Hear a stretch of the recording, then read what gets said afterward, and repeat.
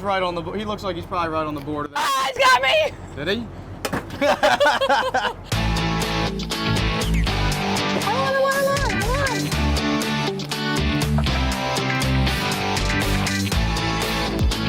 I'm really nervous right now. Like my heart's pounding.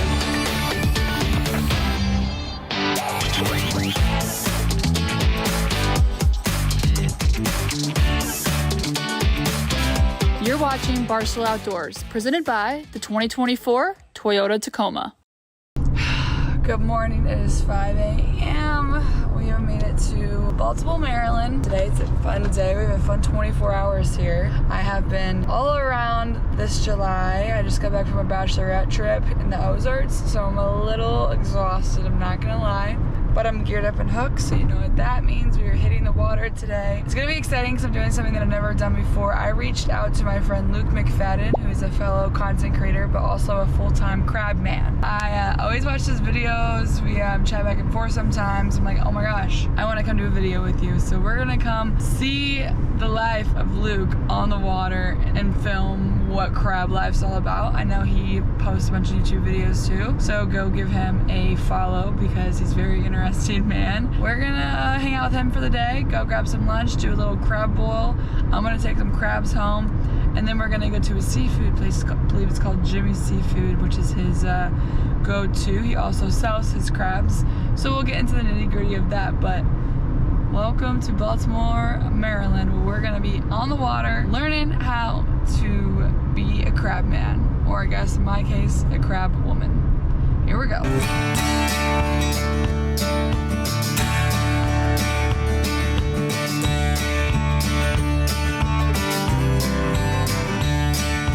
We have made it on the boat. This is, do you have a name? No.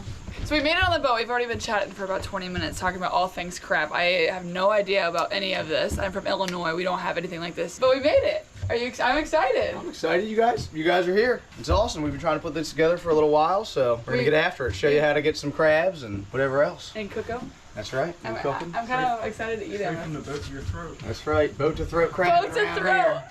Don't get no fresher than that. Okay, we got Luke, AJ, and Josh. What would your guys' title be on this boat? We'd have to flip a coin. We're both first mates. The boys work 7 days a week, so if they're not on the water, they're at the market selling them. Luke's a first generation crabber. I'm just learning all of this. His parents aren't outdoorsy. Maybe they are now.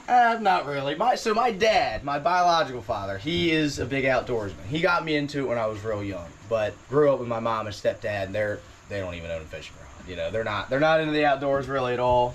But they like it. They appreciate it because I love it. But I mean, I've spent my whole life in the outdoors. But they're probably your biggest fans now. Yeah, for sure. I mean, I've been after it since I was real little. I mean, I grew up on this same creek that we're tied up in now, so I know it pretty well. I think I was 11. I bought my first boat. I had a little 8-foot rowboat. I mean, I was out there catching crabs and little grass shrimp and eels and stuff to sell as bait when I was 11, 12 years old, and then I just kept getting slightly bigger boats and catching different things, and and then I got a job on a crab boat when I was a little older. So that's what's inspired you? Yeah. I always wanted to crab.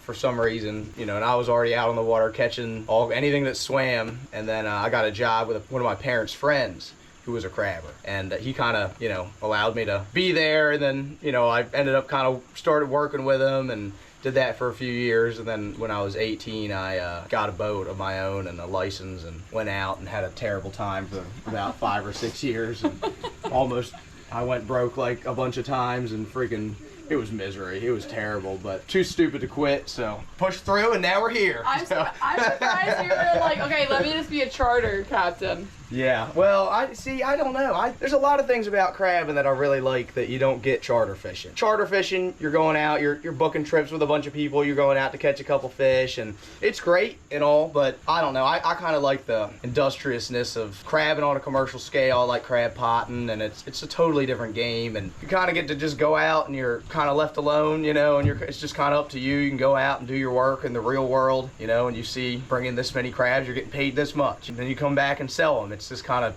it's very simple in principle, I mean, you don't rely on others, you rely on crabs. Exactly. And there's no arguing with anything except for what's actually happening, like results. I mean, I kind of like that. But And then I kind of screwed that whole thing with social media, you know what I mean? Because it's like, I was like, I really like just going out and being left alone and kind of doing my own thing and then coming back and whatever. And now I'm like showing the entire world what crap, you know, it's like I've kind of done the complete opposite of that. So. Well, I'm excited. Today we're going to see what Luke's all about as operation. I have no idea what I'm doing, but I've been on a boat or two, so I feel like I can be maybe a little bit of help, maybe. I don't know. We're gonna see it, so I'm excited. I'm excited to try it. And I'm excited to take some home, because I'm definitely gonna buy some and be like, all right. Yeah. And then we can ship them anywhere, right? Yeah, you could get them shipped. You could just, are you going right home? We're gonna send some to you, Timmy Wells. We can do that. We can send them to the Slock Master himself, right? Slock Master's gonna be like, I get really seasick, but I'm coming on that boat next time. All right, let's have a day.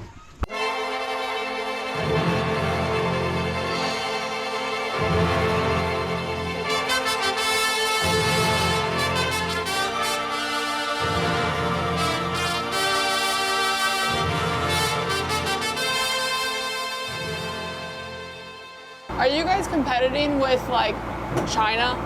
Yeah, we have a lot of foreign markets, so like that's our biggest competition really is like Venezuelan crab meat and Indonesian crab meat and Vietnamese crab meat and all that. I mean, they're catching it in other countries because people work for nothing, picking it by hand for nothing, packaging it. A lot of times they'll have foreign crab meat that's packaged in a plant that's named after some town in Maryland or like whatever, so it looks like it's Maryland crab meat because Maryland has such a reputation for crabs, right? So everybody wants to play to that market. In reality, it's foreign crab meat that's caught in water that's way nastier than ours and picked under conditions that is not sanitary at all. And then it's just packaged to look like it's from here and then sold here for a couple bucks cheaper. But I mean, in the world we live in, I get everybody's got to save money. It's, you know, it's tight. It's expensive to live. People want to still enjoy crab, which I appreciate, but these foreign markets come in and undercut our price by even just a couple bucks. And you know, with the way the cost of living is now, especially around here, people don't have much of an option. You know, if they still want to enjoy crab, sometimes they got to go with a cheaper option. A lot of what I try to do with social media and what we're doing is just show people, connect people with where your food's coming from and why it really truly is so important to buy local and support fishermen and farmers and all that kind of stuff, because I know people don't a lot of times think of it, but in this modern world of the technology age, you know, there's still a lot of people that support their families, put food on their family's table by going out and making a living the hard way, the old-fashioned way, off a natural resource, you know. In town, it really does make a difference when you choose to pay that little bit of extra to get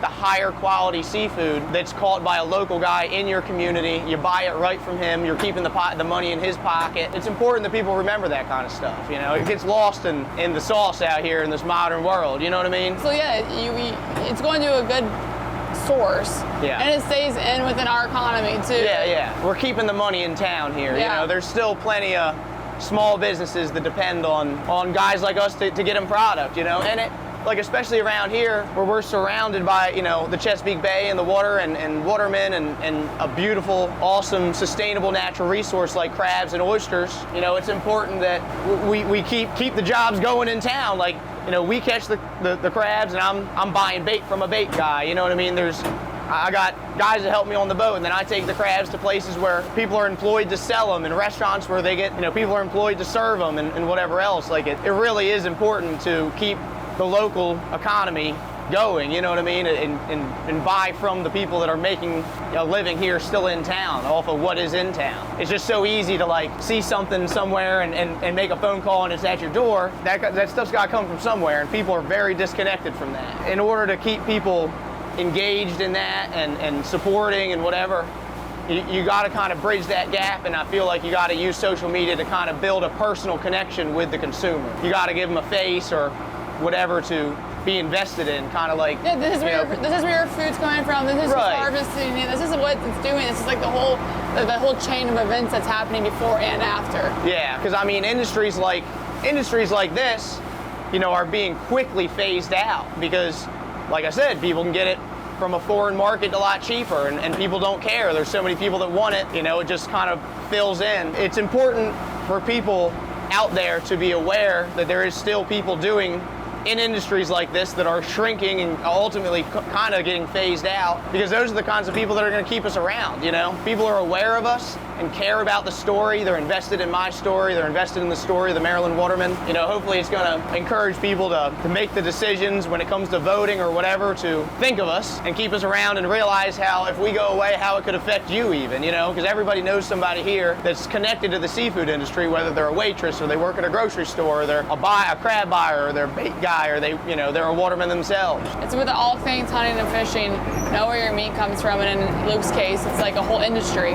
We do it for fun. You know, I like to hunt and fish. I don't sell it, you know. I go out because I like to know where my food comes from, and I like to eat healthy and know that I'm the one that pretty much raised the animal, killed the animal, and saw everything. But that's very similar to Luke and what his operation's like, knowing where his crabs are from, how they handle it, where they sell it. It's important. From my boat to your throat. Don't get no fresher than that. Put that on a t-shirt. My boat to your throat. Right? Boat to throat crabbing. Don't get no fresher. Boat to throat crabbing.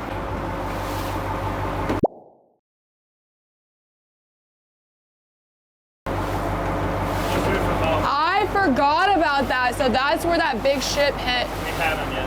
It hit the bridge, and we were like, well, I was like one of the very first people on that scene, because I mean, obviously I live right there, so we went out really early. How many people ended up dying?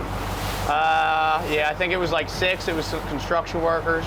They were doing road maintenance on the bridge, and it was like 1 or 2 in the morning, I think, something like that. I remember that. But that ship hit it.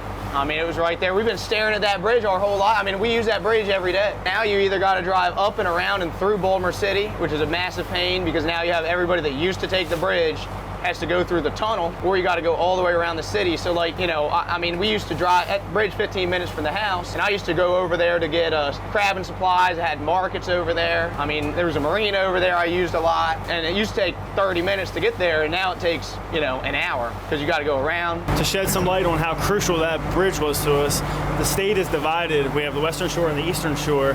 The Chesapeake Bay splits the two.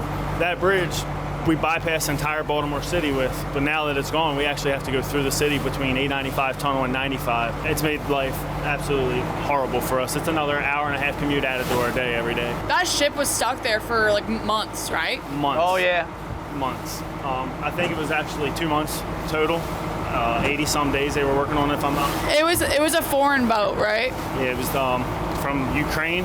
No, it was, it's weird how they do the ships, which is kind of the reason it all happened. Like, they'll have these ships that are registered in other countries, and then they'll call it flying under a flag of another country, which is usually where the crew is from, where they don't have to really pay them anything, and kind of a loophole so they don't have to do the maintenance, you know, on these ships that like the U.S. would hold them to.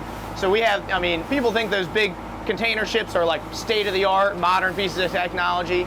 They are absolute hunks of garbage that are like 50 years old, that are like using turn-of-the-century technology that are not in good shape at all. So like, you know, that thing kept shutting off and whatever, and we had another boat that got, another ship that got stuck down here. They missed the channel a couple years ago, and it was stuck like right there. That was global news too. And I mean, up here when the bridge fell, you know, a lot of people here in our town, they work at the port, and they were out of work. You know, they were out of work for a couple months, because that bridge, the bridge fell and it collapsed across, and they were working like crazy just to clear it so ships could go up and down. And I mean, Port of Baltimore is one of the biggest ports on the East Coast, and so it screwed up, had global effects. It had a lot of local effects too, where, you know, our friends and family were out of work, you know, for a long time. And like I was saying, expensive to live now. You know, a lot of people can't make it that long. So we felt it here. And I realized, like, my crab spot where I sell crabs, man, I had a ton of customers that lived right on the other side of that bridge that they're not driving an hour to get crabs anymore. They're not going to drive past 15 crab places to come get mine,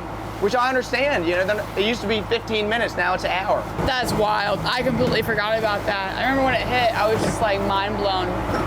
You're telling us. Sad. When you're crabbing here in Maryland commercially, there's basically 3 different ways to do it. So you can trout line, which is similar to what they do with catfish, except for hooks, they just have a piece of bait, and then you go down the line and dip the crabs off the net. That's the first way, it's like the easiest way, but of course that's not the way I do it. It's not hard enough, you know, you don't suffer enough doing that. So I crab pot, and there's 2 different methods to crab pot here. So you can either fish underwater lines, which is what I do, or you can fish single floats, which means every crab pot has an individual buoy, right? And so they're gonna be the smaller buoys, and you just go up and pull that, it has one pot. Okay. So what I do is fish underwater lines. So I have one line with 25 connected to each other, 25 pots. So on each end of the line, there's a tall buoy with a flag called a hawk. So I have a blue flag on the north end and a white flag on the south end. And that's so I can lay gear tight in different areas and I can tell which way all my rows and lines run, right? So basically we're gonna go up to one of the buoys, pull the hawk in. We're gonna put the line on this winder here, and we're gonna spit all the line into that barrel. And then as the crab pots come up, they have a clip that they're attached to the main line. We're gonna unclip it, pull it up on the rail. AJ's gonna shake the crabs out, rebait them. The pot's gonna get stacked over there 3 high. And then once we're gonna get all 25 pots on the boat, and then we're gonna turn around and we're gonna set them all back. So we fish them 25 at a time. And on an average day, I mean, we always fish 500 a day. So this is like what, shrimp? Yeah, so the bait we're using today is shrimp heads. It's like a little chum. You would throw it out if you want to catch some fish. Yep. Or catching crabs. So careful with these things if you get in there. You see they all got that spine on them there? Yeah. That'll go right under your fingernail or something that's terrible. You don't want to do that. You want to be careful then. Terrifying. Yep. When the water temperature is like at a certain point, isn't it too hot for the crabs? Like if you have a really, really hot summer, is that detrimental to the crabs? It totally depends. I mean, yeah, it's funny you bring that up because like the past couple years we've had really hot summers here and very mild winters, and it's actually kind of changed. We've noticed a lot of ecological changes in the bay here lately, and I think that has something to do with it where, you know, we're not seeing a lot of the species that we used to see in a lot of numbers, like rockfish, for instance, which is like the Maryland state fish, you know, striped bass, which is what a lot of people come here to fish. That's a colder water fish, and the water just doesn't get that cold anymore around here. They're not migrating up. Yeah, I think like every year, just less. We have some residents here and there, but like year after year, less and less come up here to spawn and whatever. So we're just seeing depleting rockfish numbers because I think the water's so stinking hot. I mean, it's freaking. Surface temperature will be 98 degrees sometimes. And you are right, the winters are becoming really mild, especially like all over the United States. Oh yeah. Which is detrimental, and especially with insects. You see like ticks and stuff. Oh man, that's terrible. I know. Another conversation, but it's pretty bad. Yeah, and I mean it's the same thing, same kind of thing here. Like, and the crabs, you know, they can live in really hot water, but you got to think of the oxygen level in 100-degree water. It's not there, so. You know, I catch crabs in spots where I historically never caught crabs because I think it holds pockets of cooler water and all that kind of stuff. And yeah, so I mean, you know, not only is the world around us changing, like ecologically, it's changing too. You know, and we're seeing it in the natural world. It's like, you see it too. I'm sure on land. Yeah. Like, we're seeing it on the water. You're seeing it on land, and it's a wild time to be alive. I'll tell you what. Life's changing. All right, got some slickers. Good thing we're similar heights. I can only imagine what you guys go through, the pain of being humid, putting these bad boys on all day. Oh yeah, jellyfish. So we're gonna pull a hawk, and essentially they're gonna have 25 pots on the hawk, on one hawk. So obviously there's 5 of us. He's gonna do usually like 500 pots a day. Yeah, we fish 500 We're not doing that today, so we're gonna show you a little bit of the process. I think I'm gonna watch him do it first, see what goes on. But the crabs are gonna come in here. This is the bait for the pots, so obviously you unload a pot, put some more bait in. I'm guessing that's how it goes. Usually they clean them, but we don't have a lot of room, so they're not gonna clean them, but I'm guessing they're gonna go back. I don't know, throwing out what I know. Crabs are gonna go here, and we're gonna see the process. First hawk has been taken out.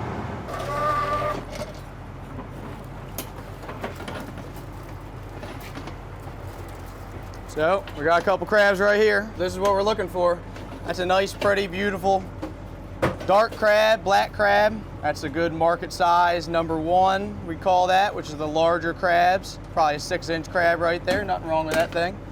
Beautiful crab. Sayonara, baby, you're about to be in somebody's tummy. That's right.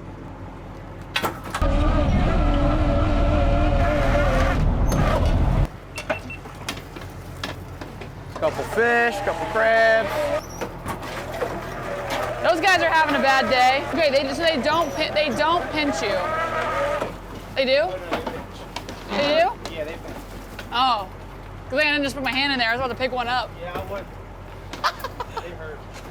So not all crabs are created equal. You see this crab? Yeah. How it's like this beautiful kind of light color, light green. This is a lower quality crab. We call this a light crab. This crab, if you squeeze up under his shell, see how his shell has a little bit of, squeeze in it? He's soft a little bit. Yeah. He's not as soft as that soft crab I showed you this morning, but he's softer than the first crab we pulled out. This is the opposite of that. So this is what we would call light crab or holiday crab or anything like that, where this crab has shed its shell, but it's not completely filled it out. Its shell is in the process of hardening up, and he's in the process of building out muscle inside of his shell to be full of meat. So these crabs bring less money on the market, significantly less money, because there's not as much in them. You know what I mean?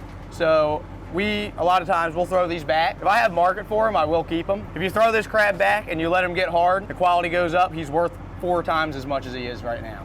So it's a lucky day. It is. You can only kill a crab once, so you may as well catch him and sell him while he's worth the most amount of money. In order to even keep a crab, it has to be 5 1/4 inches point to point. So we measure them across the top, across the carapace here, the shell. So we're gonna put this crab, the one point there, and we're gonna try to gauge him to the end of his other point to see where he falls. So this crab, he's like 6 1/2 inches. He would be a large if he was a hard crab for me, but he's soft. See how his shell's really soft? Yeah. And he's so soft that he's a paper shell, so we're not even gonna keep him as a light crab, like the ones I was just showing you. Okay. Where he's paper shell, he's worthless. Worthless, okay. Mhm. Not a lot of meat. Yeah, there's nothing in there. He's not worth keeping. We're after, like the first crabs I showed you. We're after the really nice hard crabs. Dark. The dark, big, black crabs. They're the fullest full of meat. Okay. Those bring the most amount of money. Because if That's they're really what we light, want. they're soft. Well, they're light and they're hard. No, if they're light, they're soft. Okay, they're light, they're soft, not a lot of meat. If they're hard, they're dark and big meat. Full of meat, yep. So we got, You call me a crabber now. all right, we got some little fish we catch too. That's a white perch. Staple fish, There's always, everywhere you go, there's a little fish that you grow up catching. They're easy to catch. That's the white perch for here. He's a good crab, but he's like right on the border. The way we gauge the quality is we squeeze up underneath the corner of the shell. So we'll squeeze them like that. Well, there goes our white perch. Hey, birds gotta eat too, I guess. If you were gonna sell a light crab, that's what a light crab would pretty much be to me. Is something you want to get a little bit harder. Yeah. But is it because when you squeeze them, you can tell there's just not a lot of meat because it's like it's like hollow, almost a hollow Yeah, feeling. exactly. Okay, so Luke, on average, how many would you like to see in a pot? If I was pulling pots that had 5 or 6 nice big market-sized crabs, I'm happy camper. I'd rather catch one big, nice, heavy crab than 10 small crabs or light crabs, Do you run the same lines in like the same direction every time or the same spot? It depends. So crabs are migratory, and so they're always just kind of living out their life cycle, moving up and down the bay, trading across in and out of creeks and rivers, chasing food or mates or salinity or water temperature, anything like that. So you're always trying to kind of adapt to the crab. You want to be where he's at, where he's going to be, and where he want to be, is what I say. So not necessarily. There is definitely lays, like areas, or different lays in different areas that I will frequent because I like, I know they're good spots historically, but they don't necessarily always go to the same spot. No. What's the average lifespan of a crab? I think it's like 3 to 5 years or something like that. It's very short compared to like lobsters, which is why we have such a sustainable fishery, is because they have the ability to rebound from everything really pretty quickly. Like lobsters can live up to 100 years. Crabs don't live that long. So this crab right here is called a peeler crab. See how in the corner of her swim fin, you see that like little red-orange line right there? Right? Her second swim fin right there. Yeah. See how there's that little red border? Yeah. So that is sign that this crab is really close to turning into a soft crab. So she's gonna start to get that purple apron, that purple pink apron like that. And she's gonna get that line right there. So I know that this crab in the next day is gonna shed into a soft crab. So we would put her in one of those tanks that you saw earlier and let her live there for the next day until she turns into a soft crab. And then as soon as she turns into one, we're gonna pull her out and we can sell her as a soft crab. So peeler crabs only have to be 3.5 inches across the carapace to keep this time of year. She's pretty small. Look at that. See the corner of her shell broke off? You see underneath there's shell. That's her new shell, but it's soft. So this crab would probably shed out into a crab almost twice her size. They grow like crazy. Yeah, there's another one there. So these are immature female crabs, and you can tell that because their apron is shaped like a pyramid. And so when she sheds from an immature female crab to a mature female crab, that is when she's gonna get bred. So that's when the crabs are gonna mate. So you're gonna find a really big dominant male crab that is gonna hold this little peeler crab until she sheds into a soft crab. And then once she sheds into a soft crab, he's gonna breed her. She's only gonna do that once in her life. They only actively mate once, okay? And then once she sheds into a mature female and then is bred, she's gonna get hard. Her apron will change into a dome shape, and then she will never shed again.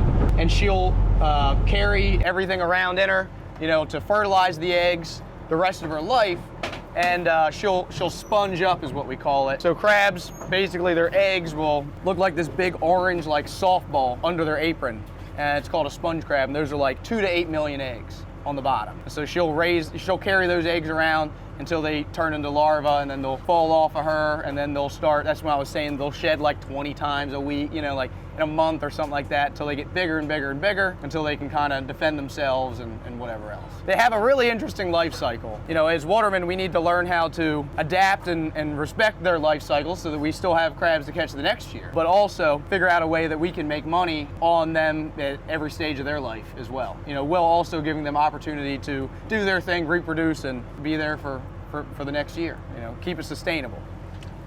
I'm going to become an expert crabber by the end of this lesson because Luke is full of knowledge. I had no idea. Did you know that lobsters are going to be 100 years old? That's wild. They say lobsters actually never really die. The thing that kills them is the same thing that'll kill a crab from old age. It's called shell rot. They get so old where they can't shed, they don't have the energy to shed anymore. So their shell will basically just break down around it. It takes a crab a lot of energy, it's a lot of stress on a crab to shed its shell. Yeah, I actually knew that. I would like everybody to know that. I knew that. Only thing I knew is that. You want to shake one? I do? All right, we can make it happen. I didn't say that, but I'll do that.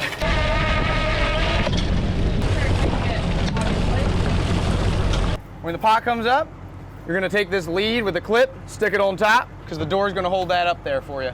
Gonna unstrap this, hook it, okay? And then up here, you're gonna empty the bait out, the old bait. Okay. And then gonna shake the crabs out of the pot here. You don't wanna be banging the pot all up on everything really. You wanna just kinda hold it, shake it like that. And then like this, get a scoop of bait, watch out. Careful with them, because they have the big spines on their heads. Put some bait in there, close it up, flip it around, shut it. She's good to go. On to the next one. Easy peasy.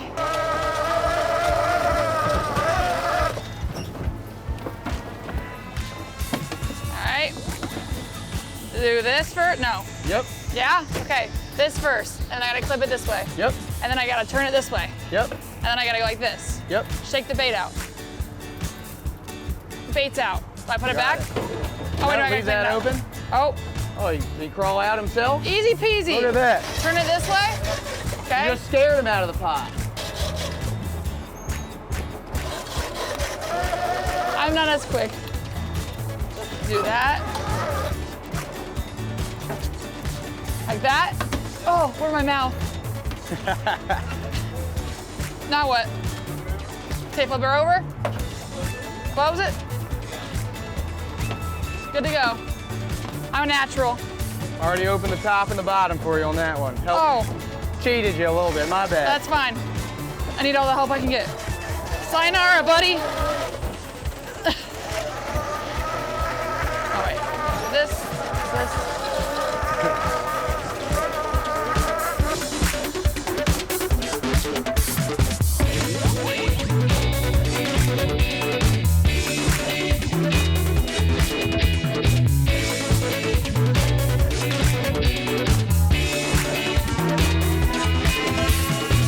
There's a couple different ways to hold a crab.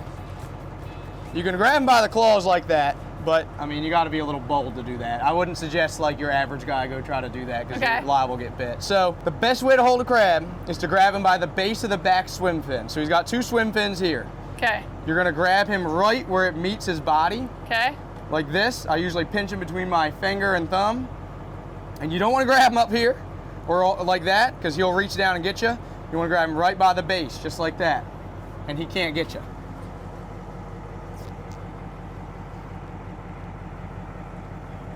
Ah! That almost got me. Gotcha. There you go. You got it.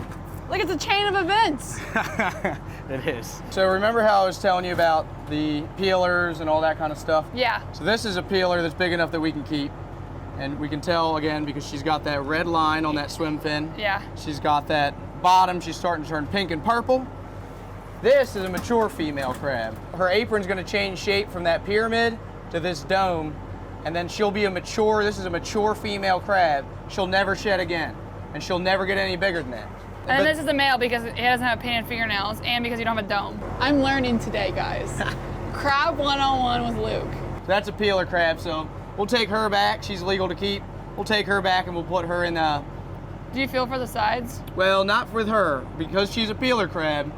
You know, we can see the signs. We know that she's going to be a salt crab here she's real gonna soon. get bigger really rapidly, and she'll have the dome. Exactly. So we'll actually put her in a bucket of water. But you'll be all right, though. Male. This one looks like a light one.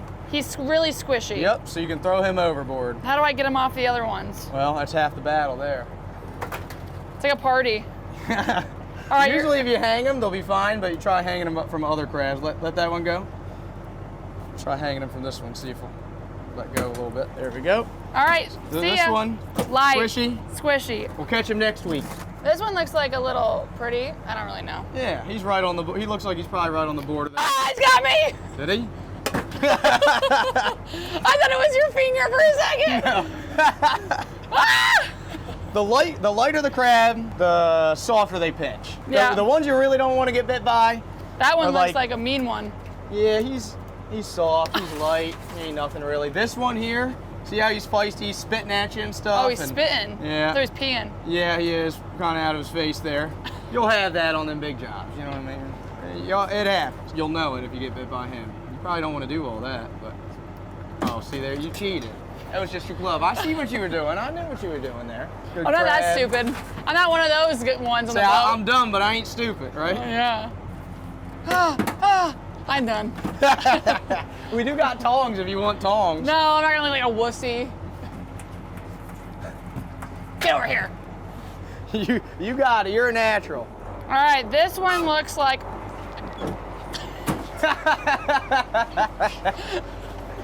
Oh man. All right, All right, we'll set bring these me pots the back. pots. Oh, I put them back. Yeah. I'm just getting the hang of it. You're gonna have an important job here, all right? Okay. So we're gonna set these pots back. So we're gonna basically do the opposite of what we did, Okay. pulling them in. So AJ is gonna be the one hooking them and throwing them. Okay. Your job is to get AJ crab pots basically as fast as you can because you don't want to fall behind really here. Okay. Oh, I can do that. I'm gonna be good at that. Yep. So you're gonna just pick things up. Okay. And then after that, you're just gonna put it down. See how each one of these leads basically faces outboard, faces kind of the same way here? Yeah. So you want the lead to be facing him when you set it here, so he Okay. can clip it. You don't have to spin the pot around, Okay. right? Okay. So you're just gonna, as he's setting them back, you're just gonna be grabbing them and setting them, you know, right here on the box. Okay. And he's gonna take care of the rest. Okay. Right? Okay. All right. Let's give it a shot. Queen lead, girl. You're gonna nail it. I'm just gonna be slow.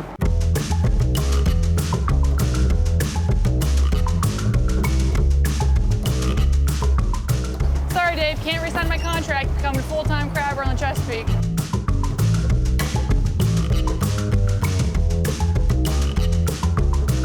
You're gonna be pulling the loops off of here, okay? Okay. The top loop, and then clip it on. So when you throw it, you want the iron. You see this piece of rebar on the bottom? You want that to hit the water first, because we want them pots to go down straight. So you want it to go like that, basically. Okay. You don't have to throw it far. I mean, you could literally like drop them.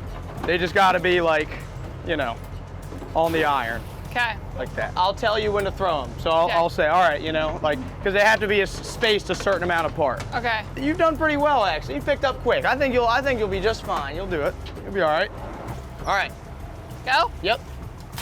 Perfect. So top loop. Yep. Ha! Ha! Ha! Sorry. All right. Got it. Luke's gonna be like, fired. Yep. Okay, good. Getting better. Okay. You'll have it down by the last one. We'll be just fine. For the last one. All right? Yep.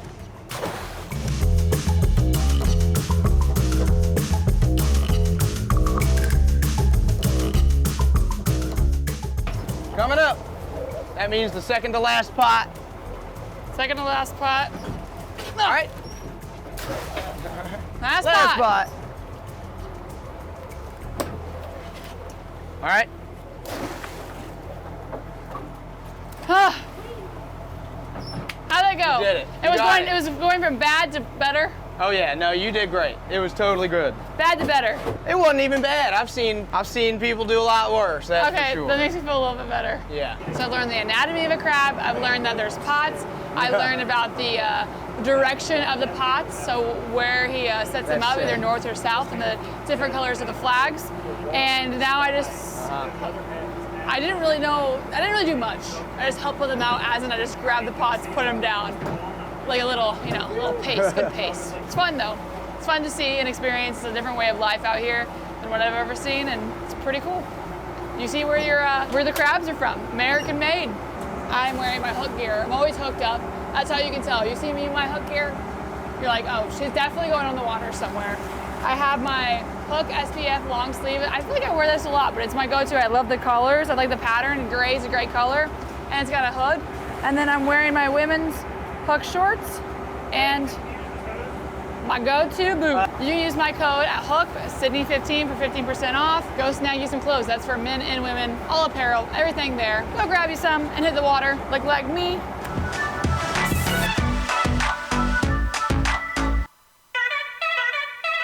We're gonna show you a little sneak peek of our new episode, Meet and Greet with Luke McFadden. So we just got off the water. Now we're back to this little shack. What do you guys call this, Josh? Okay, this is the outdoor kitchen at the marina. So Luke said it's made out of junk, but he said everything here is made out of junk, which I don't think this is a perfect place. Watch the full episode of Meet and Greet with Luke on our channel. We're gonna show you just like a little bit of behind the scenes of what we're doing. So today, we're gonna be steaming crabs like the locals here in Maryland.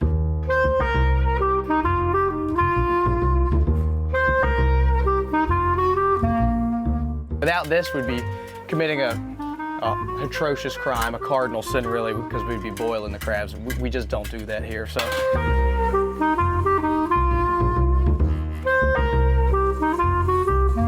Well, we're excited to be able to come with you along just for literally a glimpse of your day, and I'm like really excited that I was able to tag along, have fun, get my hands a little dirty. Yeah, and then you get to reap the rewards. Yeah, I think the biggest thing that I've learned from Luke, we met today, everybody watching, we met today. Luke is such a genuine guy, not to just say that because I'm sitting next to you. Very genuine and easy to talk to and get along with anybody. So honestly, good guy, he does it because he loves it, not just he doesn't just reap the benefits of social media that just came along with it. So he's very blessed. I'd be probably further ahead if I quit crabbing and just did social media. I didn't start social media with the intention of quitting crabbing. You know, I've worked my butt off my whole life to be able to crab, kind of at the level that I'm crabbing now. Yeah.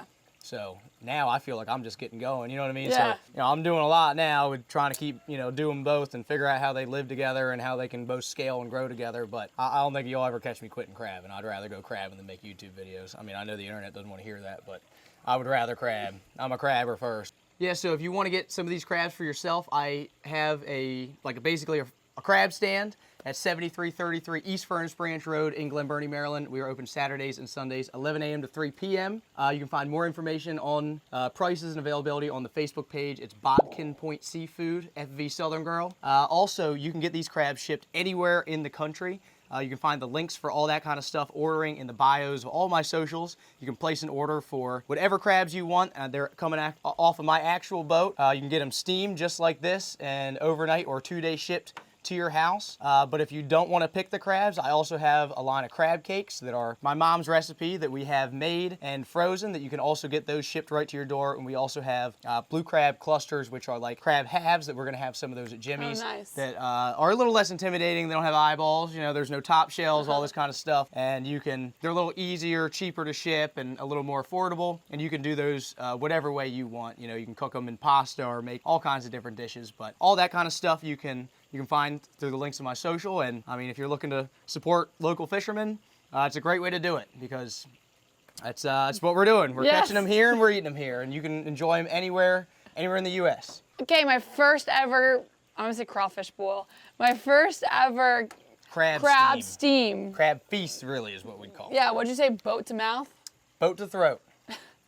Boat to throat, crab to the steamer to our throats. We had a good morning. I think it's only like 10 o'clock. We started at 6, and they probably would just be getting off the water if it was their typical time. We'd have a couple more hours. Yeah. We fished 50 pots today, but we usually, every day we go out, we fish 500. So Rain or shine. Rain or shine. Well, now we're gonna go to, what's it called? Jimmy's. Jimmy's Famous Seafood, and we're going to show you a few other ways to enjoy Maryland crabs. You know, this is the way that you would do it if you are catching them and eating them at home, or they also do that at Jimmy's, but there's a bunch of other ways to enjoy Maryland crabs that I'm going to show you as well. So we'll try that at Jimmy's. Exciting. Okay, Awesome. Let's hop into the 2024 Toyota Tacoma. We'll see you soon.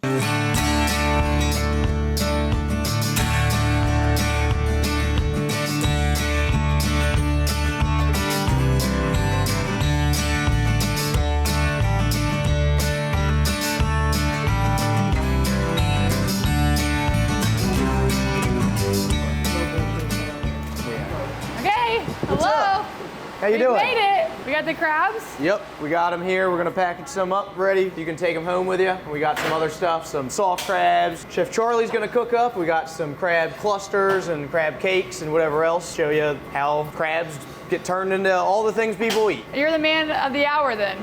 Yeah, hopefully you want some crab. You've been, I would imagine, crabbing all day, but we'll make sure you're full by the end of this. So Nobody leaves here hungry. yeah, That's for sure. The half bushel that you brought, a couple of soft crabs, so we'll get them steamed up and fried up for the softies, and crab cakes in the oven, crab halves in the saute pan. I think we'll check all the boxes. Yep.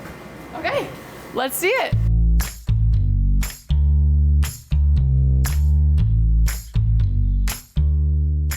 So what's cool about these is all the leftover crabs that we aren't able to sell, we'll pre-steam and we'll cut them, we'll break them down. We'll get these in the steam water over here, and that lets us make sure that none of the crabs go to waste. So we added a bunch of minced garlic. Wait, what is this for? The seasoning? This is going to be the crab halves that we're heating up in the water right now. We're gonna toss those in there. We're gonna season with lots of Old Bay. You can start to smell the garlic. That's when you know it's getting close. We're not trying to burn anything. I one time made chicken Alfredo. I'm good at doing that. But I did burn the butter and the garlic, and I can tell that it was absolutely ruined. See, low and slow right here. You can see the slow bubble there. Perfect. Low and slow. Okay, you said that these seasonings have a lot of garlic in them. I'm excited about that. I love garlic. So we'll just take all these guys, plate them all up here. We're gonna get an unhealthy amount of butter. Oh my gosh. Good.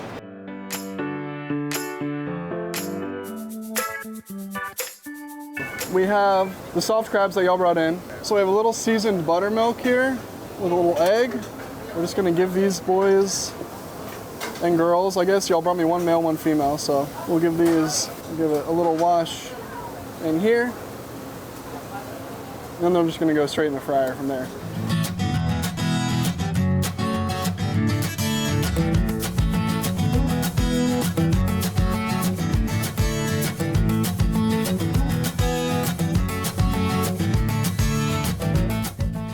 Octopus with our crab. This is a great way to end our trip. We're actually gonna go bow fishing tonight. You know me, queen of last minute, but that'll be in a different video. Make sure you like, comment, subscribe. Thanks for watching Barstool Outdoors. Follow Luke on all of his endeavors. Check out the link in our bio to go grab some of his crabs. Cheers.